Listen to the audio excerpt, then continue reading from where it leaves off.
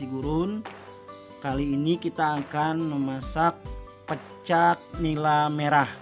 Ya, ini bahan utamanya 3 ekor ikan nila merah yang sudah kita beri peresan jeruk nipis biar tidak amis.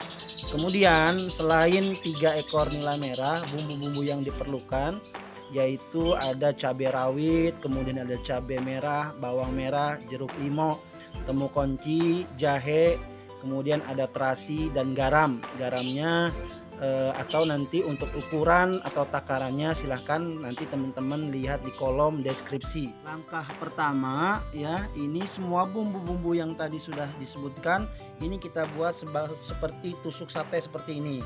Kemudian nanti akan kita panggang di atas kompor. Adapun ikannya, 3 ekor ikan ini akan kita goreng. Jadi kita akan pakai bumbu-bumbu yang tadi sudah kita tusuk-tusuk seperti sate, sekarang kita panggang di sisi-sisi kompor seperti ini.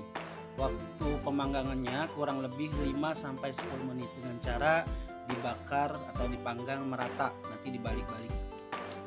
Bumbu-bumbu yang tadi sudah kita panggang, kita ulek seperti ini. Jadi nguleknya jangan halus-halus ya, jadi cukup kasar-kasar saja. Selain bumbu yang sudah diulek seperti ini, kita siapkan juga nanti air untuk kuahnya. Ini kita sudah peres jeruk limaunya, nanti tinggal ditambahkan air mendidih sebanyak 500 ml.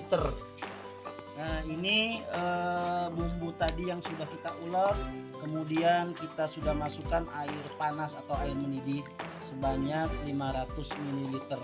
Jangan lupa dikasih penyedap secukupnya ya. Selanjutnya teman-teman, ikannya kita goreng. Jadi ikan nila merah ini kita goreng kurang lebih 5-10 menit atau sampai dengan rada kering. Jadi untuk mendapatkan pecak yang spesial, jadi rada kering ikan yang tadi sudah kita goreng ya, kita masukkan ke dalam kuah yang tadi sudah kita persiapkan seperti ini.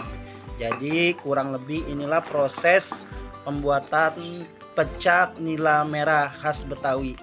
Terima kasih, silahkan teman-teman mencoba dan hidangkannya bersama keluarga tercinta.